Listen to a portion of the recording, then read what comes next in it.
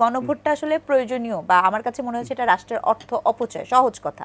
সেই ক্ষেত্রে এখন খারাপের মন্দের ভালো প্রস্তাবটি কিন্তু ওই যে যেহেতু আমি ব্যয় চাচ্ছি না, মন্দের ভালো প্রস্তাবটা বিএনপি দিয়েছে যে আচ্ছা ঠিক আছে নির্বাচনের দিন হয়, কিন্তু আমরা যেভাবে চিন্তা করি যারা রাজনৈতিক দল আছে তারা এইভাবে চিন্তা করে না। জামায়াতে ইসলাম বাংলাদেশ বলেন অথবা বিএনপি বলেন, যে দলই নির্বাচিত হয়ে আসুক সেটি নাগরিক হিসেবে আমরা এই মুহূর্তে সকলেই চাচ্ছি, কারণ আমাদের অর্থনৈতিক মানদণ্ড বা আমাদের বিনিয়োগ ইন পার্টিকুলার উইথেল হয়ে আছে।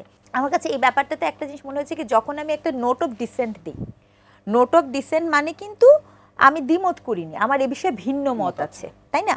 তো এই যে নোট অফ ডিসেন্ট যে এতগুলো দল দিয়েছে, সেই নোট অফ ডিসেন্টের প্রতিফলন কিন্তু ওই অর্থে নাই, এবং এক ধরনের চাপিয়ে দেওয়ার ব্যাপারটাও কিন্তু এখানে আছে। আপনি দেখেন 270 দিনের মধ্যে যদি জুলাই সনদের বিষয়বস্তু কার্যকর না হয়, অটোমেটিক আপনি এটা করে যাবেন, বা আপনি সংবিধান সংশোধনীর মতো বিষয়টাতে নিয়ে আসলেন।